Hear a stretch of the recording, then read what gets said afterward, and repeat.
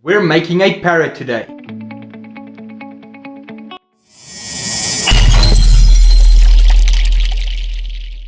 Okay, so welcome back to the channel, guys. Like I said in the intro, we are making a parrot for my father-in-law. If you don't know what a parrot is, we're going to jump to the board quickly to explain what a parrot is and what it does, and why you should use one, or you can choose not to use one. But at the end of the day, we'll have a quick explanation on the board at the back here. First, all the parts that I bought from a normal plumbing store, so there's nothing special, there's nothing weird. Everything that I will be using you can buy from a normal plumbing store. Disclaimer, guys, once again, make sure when you're using stuff that burns, stuff that cuts, be careful. Know what you're doing. At the end of the day, when you are working with sharp and dangerous things or hot things, they tend to hurt when they come in contact with skin. So that being said, we are building the parrot. So let's quickly jump over to the whiteboard where I'm going to explain what a parrot is, and just a couple of very important measurements when it comes to designing your parrot. So let's get to the whiteboard. Okay, so we're at the board now. Let's quickly explain what a parrot is and what a parrot does. So if you take your still is over here, you have your condenser, it's over here. So your still then runs into here, and you have your coil and you have your takeoff there. So what happens is, as your still now generates, or your mash boils, that vapor comes and it gets condensed in your coil again, and then you have your liquid coming out, or your alcohol. Now, a parrot is simply a device that you put in between your still and where you take your liquid off, or your ethanol off, and it allows you to measure it as you are distilling. So a parrot looks basically like this. Excuse my Picasso drawing skills, but it basically looks like this. It is a tube that goes from one side to the other side, and you have another cup on this side here, and you have a method of taking off the liquid on this side here. So what happens is, quite simply, this is a hollow tube. We're using copper tubing. This is a hollow tube that runs down, that has a little cup at the top that just makes it a bit bigger for your liquid to drop into. So as your liquid drops off of your still, it drops into this little tube. It runs all the way down, goes past the elbow. This whole thing starts filling up with liquid. So let's get a liquid color. So this whole thing starts filling up with liquid, and as it fills up with liquid, the liquid starts boiling over there, or rolling over there, and it goes out into your collection jar. So this is the basic working of the parrot. Your liquid falls in, fills up the little tube, and it comes out on this side there. Now the measuring side. If you have a hydrometer or an alcometer or a proof and trail hydrometer, okay, so this is your hydrometer there. So your alcometer or your proof and trail hydrometer, you have your little glass bubble at the bottom here, and you have your little scale at the top that normally reads from 0 to 100% ABV. Okay, alcohol by volume. So this now will fit into there. So imagine this now floats in that liquid like that there. And as it floats up and down, you take your reading over there. So it will tell you, as the liquid comes off the still, this will move up and down inside of that column and give you a reading to ensure that you know what the alcohol is that's going to be pouring out into your collection jar. So a couple of important things when you decide to make your own parrot. 2 measurements are very important. The other ones are kind of important, but important nonetheless. Number one is the width of the bubble at the bottom. So you need to measure your diameter of that little bubble at the bottom there. The one that I will be making, I've got a picture at the top there. I'm making one for my father-in-law, so I don't have the meter with me here, but is roughly about 10 millimeters in diameter, the bubble. So the bubble will fit into a 15 millimeter tube. And then the next measurement you need to take into consideration is the length of the hydrometer. So I took the length from the bottom of the bubble to where it reads 100%, and that gave me 23 centimeters, or roughly 10 inches. That measurement will tell me how high I need to make this part of my parrot, so my hydrometer can fit all the way in and then float up and down. Then the other very important measurement, like I said, is the other side here. This side needs to be higher than this side here. If you think of it simply, your liquid falls in there. If this side is higher than that side, the liquid will pour out there and not out on the other side. So make sure that your liquid, that your pedestal on the one side is higher than the pedestal on the other side. Other than that, no other important measurements to be taken, and yeah, let's get to building. Okay, so let's get a building. Complete parts list or pieces that I feel we'll be using will be down in the description with all the measurements and stuff. I'll just have a quick run over of what parts I'll be using. I went to my local plumbing supplies and I picked up a piece of 15mm tubing, a piece of offcut that they sold to me for relatively cheap. Was less than a meter. Then you will need 2 reducers. So this goes from a 15mm to a 28. You can go for the bigger ones, or this. I won't really go for the smaller ones, but the 28mm will do fine. So you need 2 of those. You'll need 2 elbows, and then you need a foot piece that the whole thing is going to stand on, because it can't just float in midair. So all I did is I took a piece of copper tubing, cut a slit into it, cut that piece off and hammered it flat to create this little piece that I will be soldering onto the bottom there. And then I have a piece of wood here that I will be attaching this plate to, and that will then be the foot for the parrot.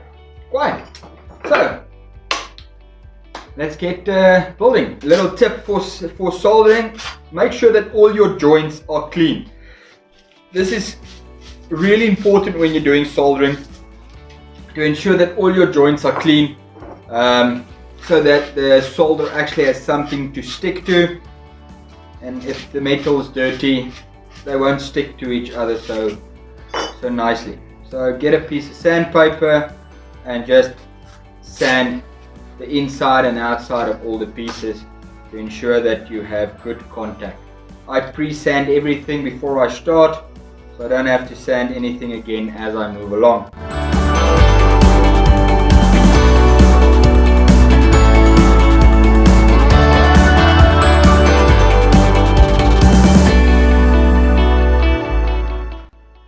Okay, so with all the pieces sanded, time to move on to the next step. So as I said on the whiteboard, your front piece needs to be shorter than your back piece. This is very important. Like I explained there, make sure when you do your measuring, your front piece is shorter. Also on your front piece, your tube needs to stick over and stick out of your fittings. So when you buy your fittings, you won't be able to push the tube through. So it's quite important that you take a reamer or sandpaper or something and just remove that little lip on the inside of this fitting. So let's quickly remove that.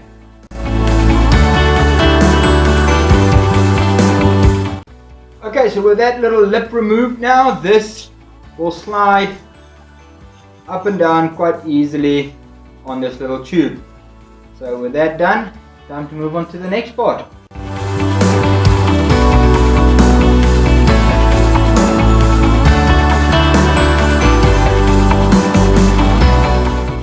Okay, so next piece, what I'm going to be doing is I'm going to be attaching this little piece to this bottom piece here. That's going to be, that attaches it to the foot piece here. So what I'm going to do is I'm going to flux it up, heat it up, and get some soldering to it so it gets attached to the base like this.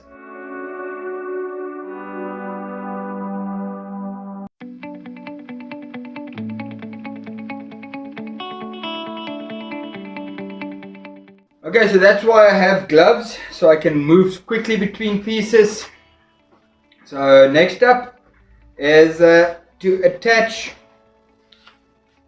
the two little elbows to the up pieces, and then I will line them all up as I solder them onto this here. So instead of trying to get this all lined up before I put the foot on, I first put the foot on, had it all soldered in there nicely so it's attached, and now I can move on to the next pieces.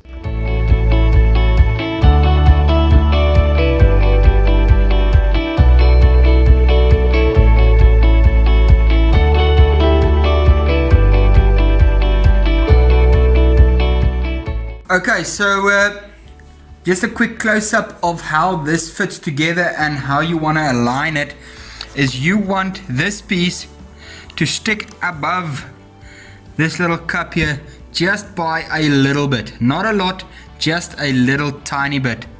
But before we solder that on there, I am gonna cut a hole for this little tube to fit in there, and that will be our takeoff. So I need to cut a hole in the side of this thing here to allow our liquid to run off.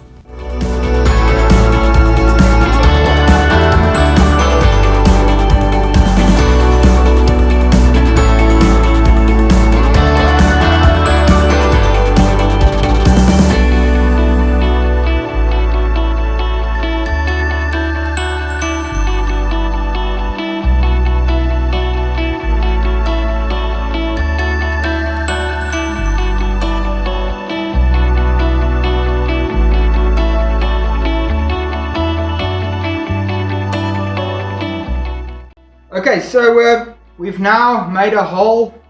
I've flushed it out on the inside a little bit so the liquid can run out quite easily.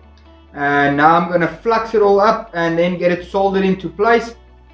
I'm going to do both this the up tube and just make sure which one's which.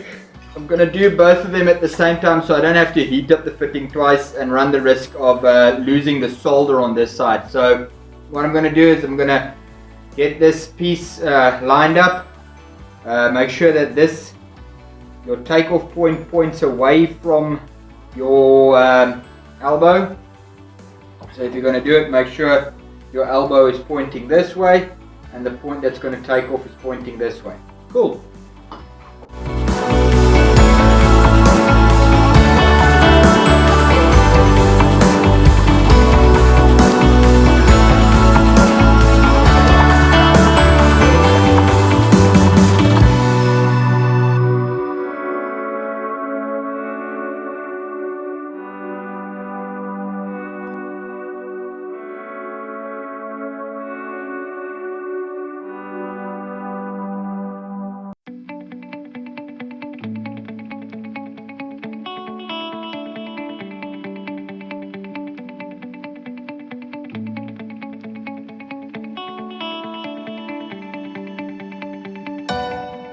Okay, so we have now soldered everything together. I just want to quickly check it for leaks before I attach it to the base, and just quickly see if it's going to work.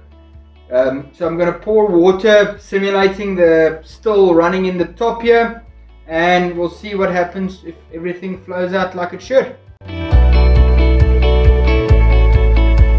Okay, so in that test I just saw that this side is a little bit lower than all the other sides, so I'm just going to get that to lay level or flush with the rest of them so that this little bubble or meniscus level that it forms is even across the top.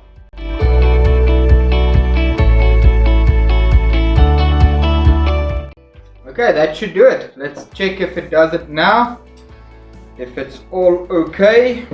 Because what you want is you want the water that flows out of the top here, that you'll see in the close-up, you want it to evenly spread out of the top and not just drain out all on one side.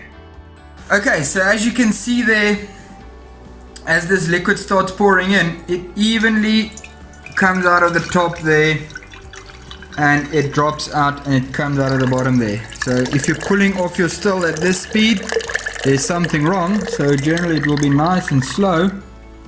Slow drips coming off of your still, and that will then give you an accurate reading of your liquid. So everything looks like it's going well. There's no leaks or anything coming off of there. So yeah. Okay, so now we need to attach the base. So the base is just made out of a standard piece of pallet wood. So it's going to be held down by 2 little screws, and that's the Parrot done. Remember to like, comment and subscribe, and as always, follow me on Instagram and have a lucky day.